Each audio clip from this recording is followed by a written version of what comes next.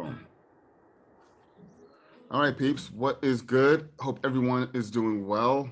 It's been quite a minute. I've been in the trenches doing a whole lot of different things, this plus other business things that I've got going on for community and other things as well. But here we are. So last night I dropped, let me turn this off. Last night I dropped the newest version of the EA, which is going to be the 4.10.4. You should be making sure that you're running that in your chart. Remove all other EAs. You can save them if you want, or delete them. But once we get through this beta, I'm going to release it as just outworking lightning bolts. And that's going to have to replace your older versions, right? But right now, we just want to step through the beta testing because we're beta testing and we want to know, well, what version are you running? So we can identify issues in those versions and such. So for those that have been cooperating, thank you very much. You guys are really helping yourselves and the entire community because everyone is working on the same version of software. So if we're working on the same version of software, if you discover issues or if you feel like there's a functionality that we need to change up, I can plug it in and then I can redistribute it. And it's helping me with my trading. This is the way I trade. I trade using my EA, obviously. And hopefully you guys will continue to get a lot of value, especially as we move forward to automation. The more automation, the more exciting it's going to be. So let's go over some things. I guess what we'll do is we'll structure this call where, of course, open conversation. You could always jump in. You could always ask questions. You could always interrupt. Not a big deal. And we'll go through the EA, the beta version, and then we'll start talking about the whole, I guess a refresher from setting up zones and so forth, the whole soup to nuts. So let's see here. Let me just move this over. Okay, so what we have new, let's go through this here. You all know we have the zone settings. Zone settings is something I'll skip over for now. This is definitely for the newbies. We can go over the zones, of course. It's a part of the foundation. If you've got background noise, I'll just ask if you can mute. I'll mute you. You could always unmute you when you're ready. No biggie. So the zone settings obviously is what draws the zones. And we'll get into that. We're just going to kind of like back into that. We'll start with the more complex things simply because we've got people on here that's been using the LB, and then we'll go back to setting up your zones properly, setting up your LBs properly, and then fibs and so forth. So what you do also have here is the Fibonacci section now. Now this Fibonacci section is what's drawing out your fibs on the chart. So for example, you have fibs right. If I can move this properly, you've got fibs. Oops, you've got fibs playing out right here. So this was once I close this window, you'll see it. Actually, I'll just close it and you'll see it.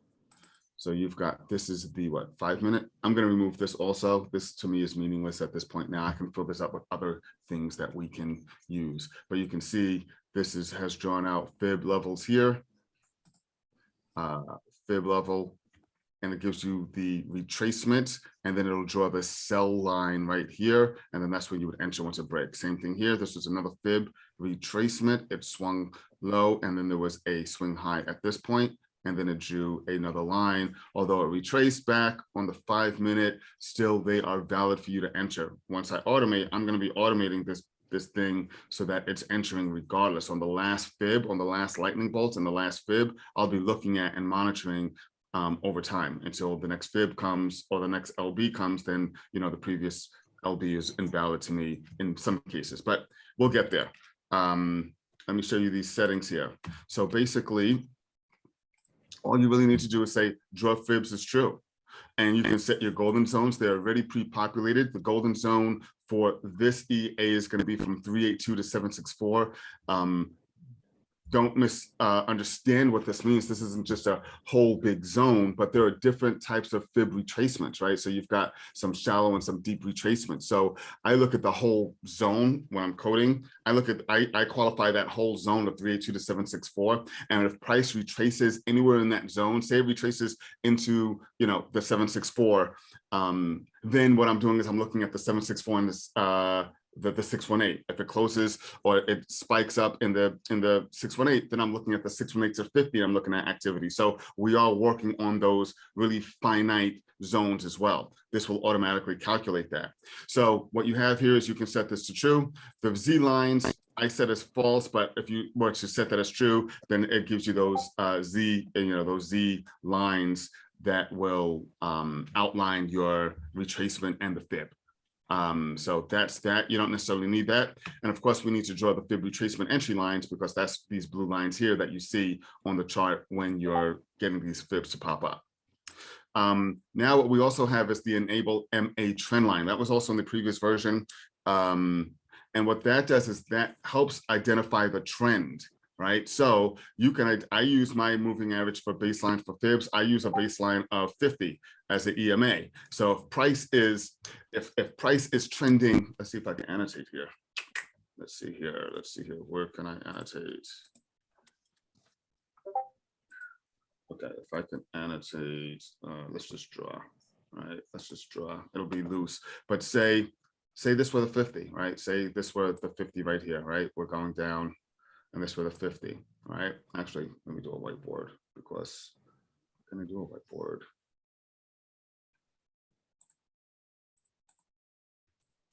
I'm not going to go crazy looking for it, so we're just going to make it happen with what we have. All right, so, all right, cool. I'll just create a different color. I'll do, I don't know, we'll do purple. I don't know. So say we have a EMA of 50 here that's being drawn out. If price is coming down, right, and then it comes up, we get the LB. We get the LB right here, right?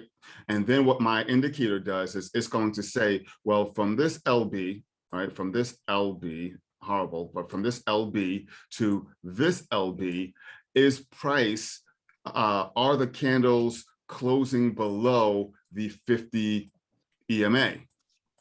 And if it is, it's identifying that as being trend. So this works well. It helps as a baseline for you to identify trend direction. So if price then came back down and then it shot up again, and we got another LB, right?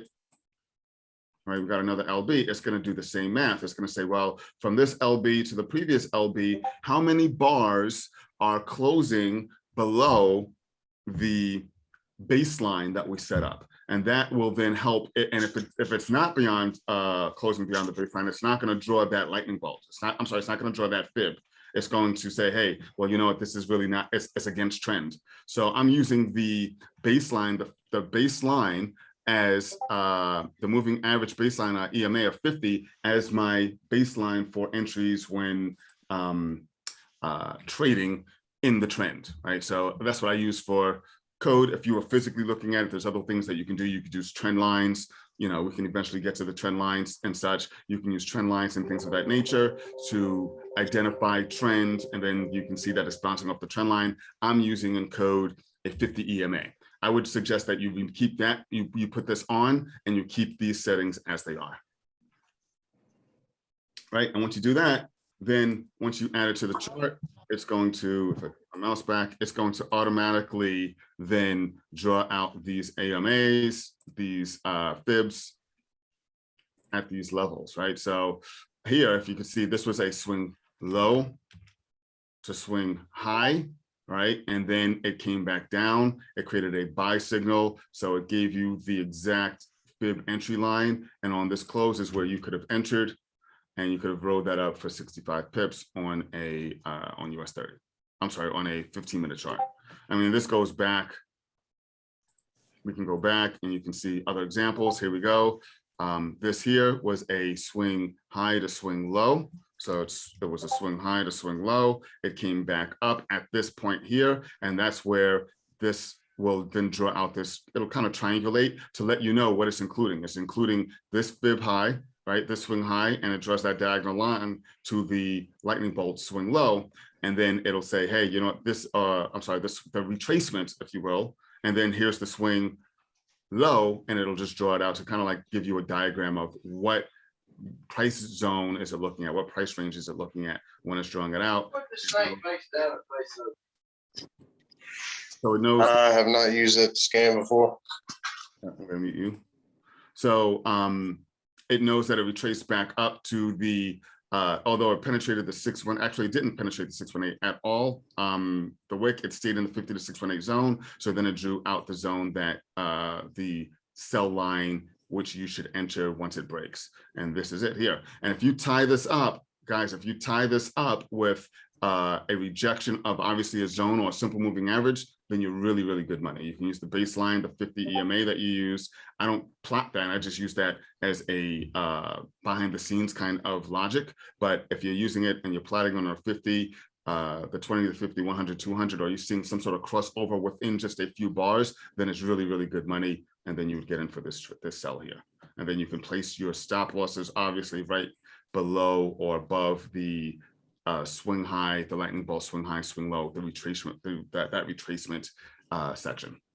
So that's how you would use this fib, lightning bolt fibs. And the reason why I call them lightning bolt fibs is because it's not going to draw out every fib retracement.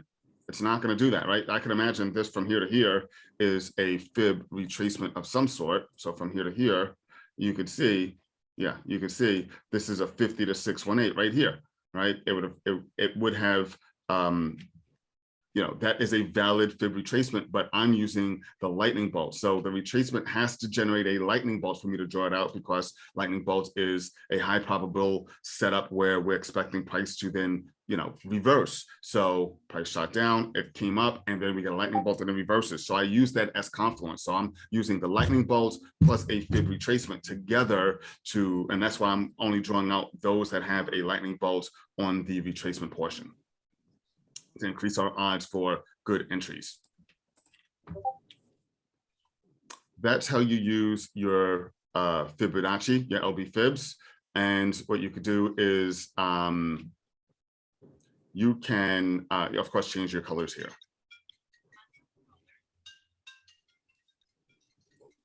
Hey, Leon, can I ask a question real quick? Sure.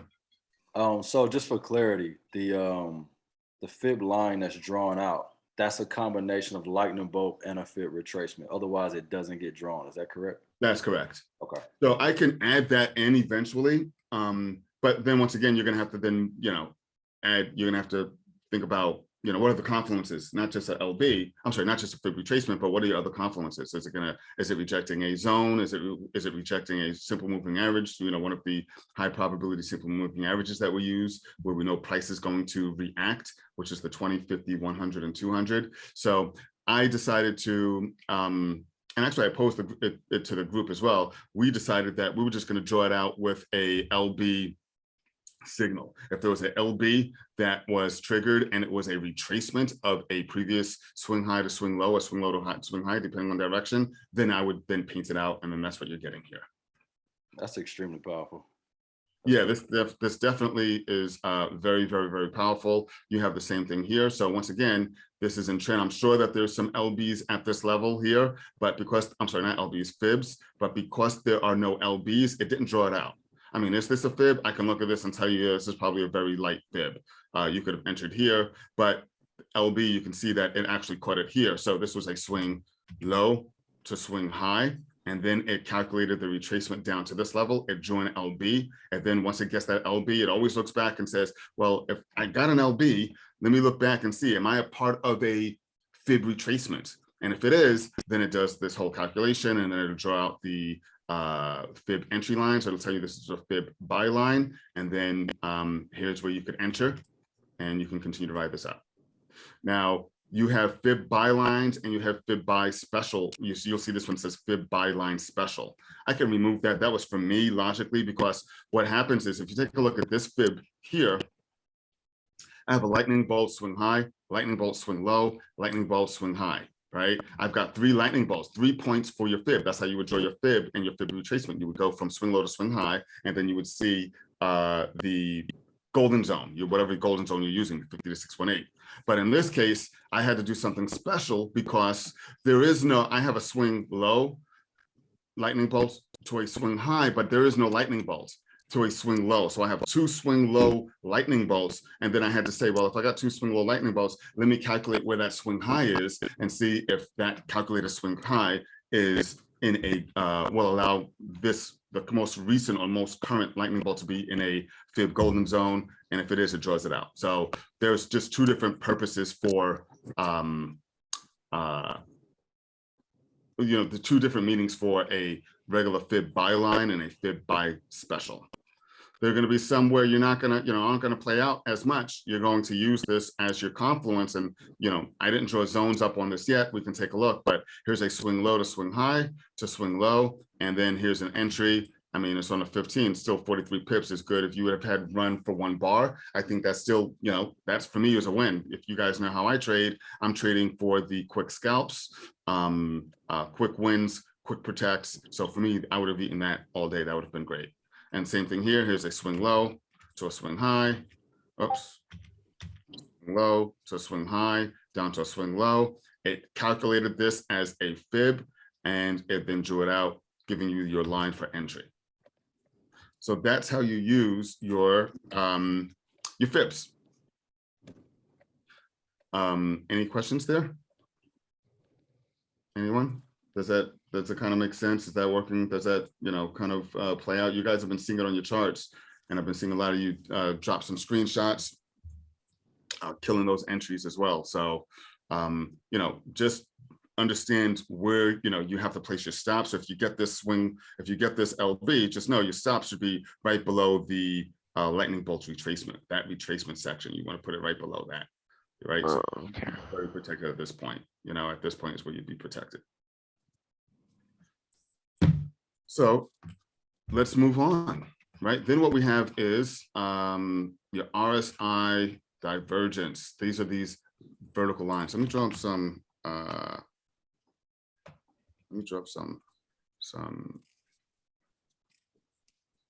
RSI indicator. All right, 14. All right, let's do this.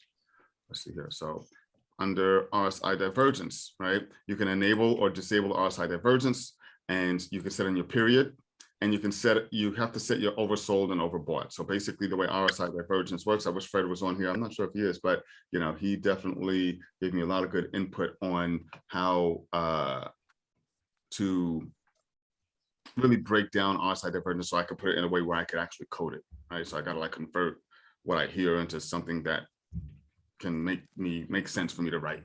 So he really broke that down for me. So basically you define your RSI divergence, and what you should do is you should add an RSI to your chart with those same settings, right? So then what'll happen is, let me go to say a 30-minute.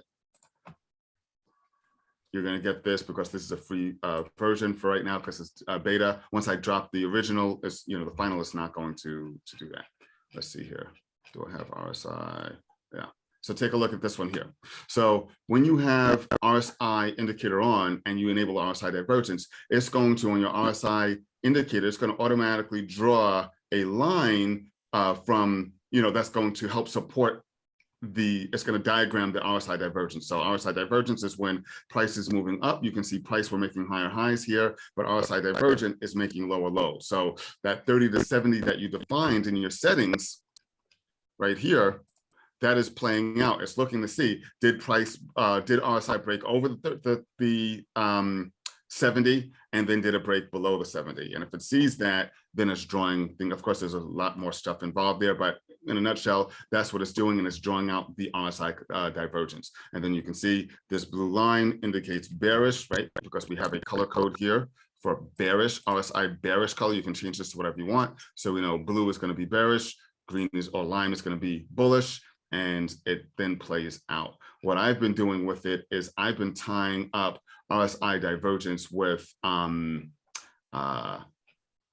let's drop down to another time frame. RSI divergence with the LB. And when I get that RSI divergence with the LB, then it becomes super powerful, right? So here is RSI divergence. You can see RSI divergence is here. We're getting lower lows, and we're getting higher highs on the RSI. So it painted this here. This was a good move, but here is where I would enter it, because I would have gotten another LB at this point. I would have seen, hey, you know what, I've gotten RSI divergence at the same bar or near the same bar as the lightning bolts, and then this would have been my entry right here for 69 pips. And of course, with the zones, and we'll talk about the zones in a minute, with the zones, you would see rejection at this point, I would imagine, for sure. Yeah, I think there's definitely RSI zone there. I'm sorry, a zone there that will support rejection at the LB, also having the RSI divergence. So you always want to stack your confluences. Super important for you to stack those confluences up. Always, you don't want to just, hey, get an LB and just boom, let's just rock with it. And I'll explain that as we get back to the basics on the differences between the LB and the cell. Many of you already know that, but I want to just refresh this with everyone here. Nice little refresher so you understand exactly what's what. So that's how this RSI divergence works. And if you notice, you can scroll back for a period of time, and the next you know, you'll see, hey, it's not showing any more of anything. Well, that's only because in your lightning bolts, you have it set to 1500 bars. You can change this. This setting here is going to control not your zones, but it's going to control how far lightning bolts and also fibs and RSI divergence go back. So if you set this to 1500 bars, that means it's starting at 1500 bars and then it's calculating from 1500 bars back to the current bar. If you wanted to add more or less, you can. So if you wanted to back test, you can add more. If you're running live, you don't need to have more. You could just run maybe 300. You know, that may be good enough for you. I'm sorry, did someone have a question? Okay. So now let's get into the fun part. We have our lightning bolts, our automation. Before we get there, I want to talk about your quick pips controller and these buttons, right? So everyone should have some nice buttons. Take the time to configure your buttons. You only have to really configure them once, and then they look nice, they're presentable, and they're not ugly, right? So lots of times by default, but what I'm noticing is based on, I guess, your computer resolution and so forth, our buttons look different. My buttons could be super wide and some can cut off, you know, the words of the button, right? So I've noticed that as well. So what we're going to do is, let me just drop back down here, this, and let's go back to the lightning bolt indicator. I'm going to load mine up because I've got all this other special stuff that now I want to enable, and I've got to put on another machine. I need to get this to Fred. I want Fred to actually test, and actually I've got someone else here that I want to work with. I'm gonna DM him. Is he on?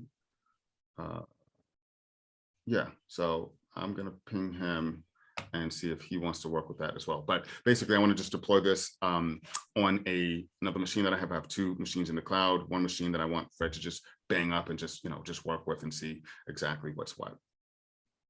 So, all right, so let's talk about the screen layout. So basically what you have is under this quick pips controller, if you guys remember, I had this whole diagram that I'm going to eventually create. We're moving towards that diagram of buttons slowly but surely as we add functionality, and we're adding more buttons and things for you to control here real time, right? Because sometimes when you go here and you then reload something or change something, it's reloading the whole EA. And right now, this is something we should know, when we draw out targets, those targets is not a solid state. Those targets are not saved anywhere. So they would have to be redrawn, right? So usually they will auto redraw, but if not, they have to be redrawn, and I'll show you the differences.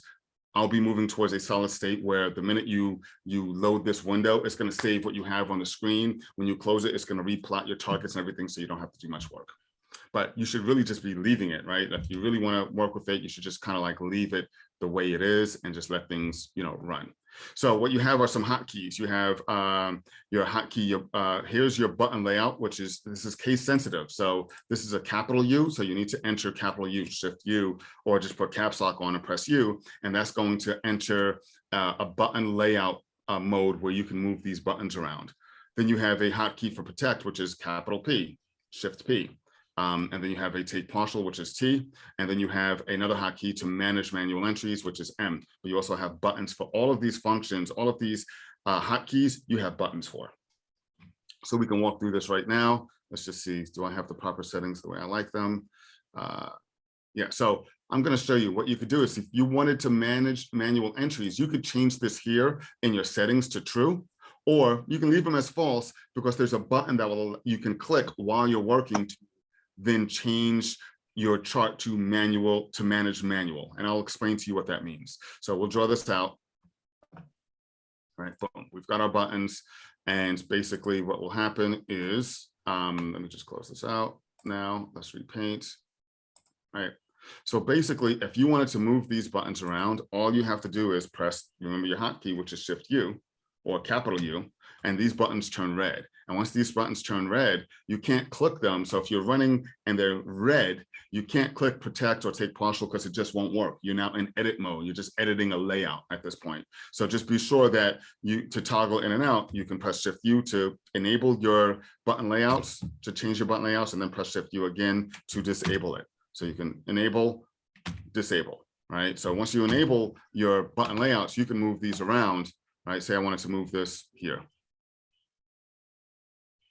Boom, it'll automatically update all other charts running the indicator. So you have to just make this change once, right? Once you make this change once, it'll save it.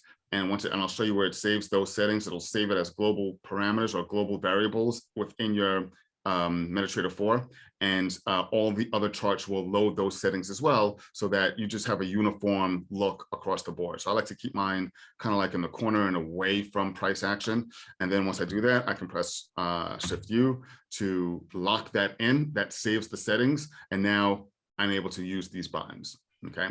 So now let's talk about manage manual mode. So what this means is, say you're trading and you have your 5-minute chart and your 15-minute chart. Let me change this to 15 here, right?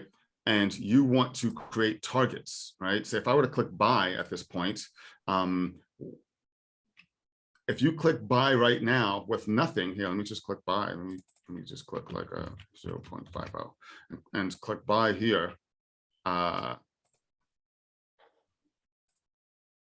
You've got a buy entry with no targets, nothing at all, nothing at all. Nothing is running on any of these. You have none of these targets. You need to set a chart to manage that trade, right? Because we need to identify, well, what trade, since we're working on multiple timeframes, what timeframe do we want to trade on?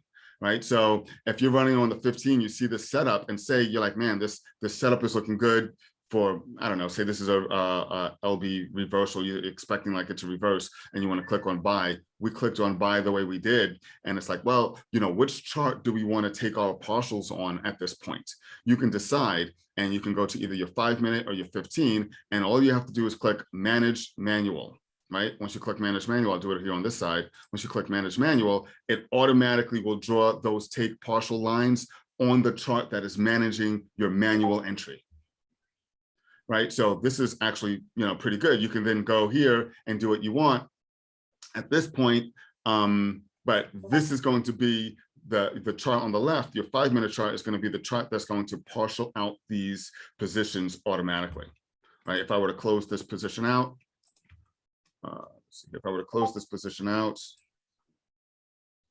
those targets go away automatically on the next price update, automatically. So you know you're in manual mode if the price line or the frame and the print of your any fonts are printed in a green, right? So you know, hey, if I click this, this is manual. This is running manual, right? You can see that here. Entry, you can manage manual entries. You have the manage chart color. You can change this to whatever you want, right? So if I wanted to, I can say, shoot, I want multiple, I'm going to make a trade, but I want multiple charts to manage my trade. So I'm going to put this in manual mode. I'm going to put this in manual mode. And let's just make sure that I have everything set up for simple moving average targets. Yep, true, simple moving average. Fib targets are false. That's cool. I kind of like this other feature. I'll talk about the fib targets even more than what I had built in.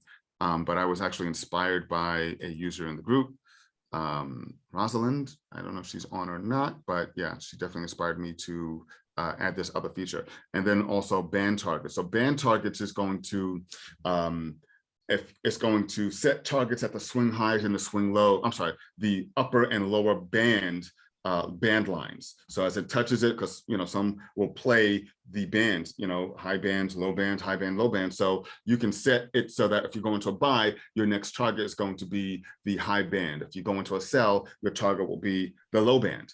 and it will then auto partial and auto move stops to break even if you set this setting here to move stops to break even. We'll get there. I want to walk this through this down in a second. So we're still up here at this point. But I did enable moving targets for moving averages, moving average targets. You can set it to an SMA or EMA. I'm going to start playing with EMAs because EMAs react a little bit faster. So I could be a little ahead of the SMA and get my targets just a little bit earlier. I may play with that. And then you have your minimum targets and pips, right? So the minimum targets and pips, what that's going to do is that's going to eliminate you from getting into a trade and immediately within 2 pips hitting a target. Because sometimes we could get entries, like we could start to get entries really close, you know, to a moving average. And if we have moving averages as a target, the minute you go into this trade, it's going to set those targets and then you're going to hit the first moving average. So you can say, oh, I don't want to paint any targets unless it's greater than or equal to the value that I have here, which is 8 pips. What we have to understand is how our broker calculates pips, right? So for FTMO, a pip is going to be 0.01. I'm sorry, that's a point, 0.01. We know that there are 10 points in a pip. So that would mean that 0.10 is a pip. So when we say 8 pips, we're really saying, hey, the price changed from, you know, 33054.00 to 33054.80, which is nothing for 8 pips. That's nothing in US 30. You just need to know what pair you're using and what the point calculation or what the pip value is. So really, I'm looking for like 300 pips, right? Really, that's the true, you know, most people, what they do is they just calculate, you know, they drop the decimals and then they just calculate and they say, hey, you know, from 33082 to 33092, I made 10 pips, but those aren't really pips, to be quite honest, right? You know, we use those terms that's used loosely in the industry and it's not accurate. So basically, I would have to change this to like 300 pips if I wanted to. If I change that and then calculated my simple moving average targets, it will then not create targets where the simple moving average is within that pip range, if you will, which is great. You really want to kind of like push your targets out, right? So we've got this all set up. I'm going to click OK, right? And now if I were to get into a buy, because I am now managing this entry, this chart, I'm going to do the same here. I'm going to manage this trade. Both charts are going to manage the trade. When I click buy, it doesn't matter which button you click. It doesn't know which button or which chart you're clicking the button in. So I click buy and it'll automatically draw targets at both simple moving averages. So both of these are now tracking. If you wanted to, you can just double click one of these targets and delete them. But if you were to zoom in and read it, you would see this is SMA 50. This is SMA 100, SMA 200, SMA 800, right? And then here you have take a partial at a SMA 15, and you can actually just mouse over.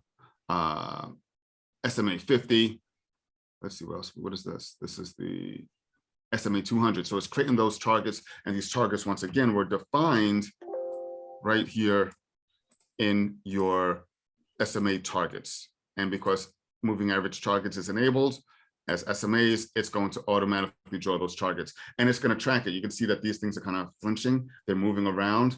They're adjusting to the SMA, right? Because we don't want to just draw this out one time and then 15, 20 bars down the road, we're still in this trade and the simple moving average has moved down here and we still have targets way up here, right? That doesn't make sense for the way we trade, because we know that simple moving averages, these moving averages are areas where we should expect a price to react. So we want the targets to move with the moving average. So if this would actually trace it and track it, and unless you double clicked a target and manually moved it, then it's no longer going to track. But if you don't move those targets, it's going to track every step of the way. It's going to track those simple moving averages every step of the way. Any questions there? I got one. So I've noticed that when manage manual is on, in the middle of a trade, if you choose to take a partial and protect by using the hotkeys or hitting a button before it reaches your first target, it automatically overrides the manage manual, right? That's Is that correct. Okay. Yeah. So is there a way to turn it back on? So for example, like the trade you're in right now, right? Let's say it yeah, was a buy, it starts shooting up, but your target is quite a distance away. If you yeah, protect and took a partial before it got there, can yeah. you turn manage manual back on where it will take those targets later? Or once it's overwritten, you can't turn it back No, on? you can. So once if this say price were coming back up, right? Say price were coming back up and price came up right to this level, and this is where you want to, take your partial. You can by all means just click take partial, right? And it's going to, what it's doing is it's tracking what tickets or what positions the 15-minute and the 5-minute are using. So when you click take partial, it's going to take partial on and I gotta check this, but it should take partial only on the position that this is running or managing. Right? So you want to take a partial, you can say, hey, I want to take partials on this particular position. This position is being managed by the 15-minute. Once I take partial, it's just going to take a partial on that 15-minute. I'm sorry, on the positions that the 15-minute is managing. Got it. But And the other targets are still, other targets will stay intact. cool. Yep, the other targets will stay intact. And then you don't even have to toggle out of this manage. You don't even have to toggle out of this manage manual. Got you. Yeah, no, that's cool. Yeah, and I clicked this accidentally when I moved over, but you don't even have to toggle, the manage manual button at all. Yeah, that's me moving it. I'm getting something funny going on with my annotations. Okay, yeah, there we go. Cool. So yeah, you can keep that intact and really, you can let it run. If you wanted to remove these targets, you can just double click. I don't know why my thing is acting funny.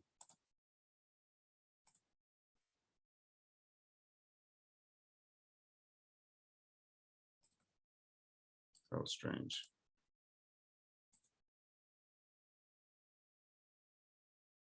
That's strange. Okay, low system resources. I'm gonna close this out. It's like my click button is stuck, but it has nothing to do with, it just has to do with my computer. Give me a second. All right, so all right, let's just do this. Let me drop another link. I'm going to disconnect this for a second. I'm going to drop another link. I just want to possibly reboot this.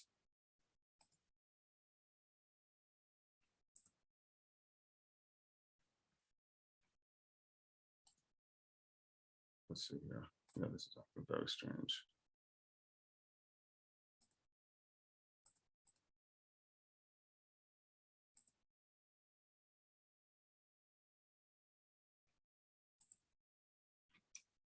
Okay. I'm going to kill this and we'll start again.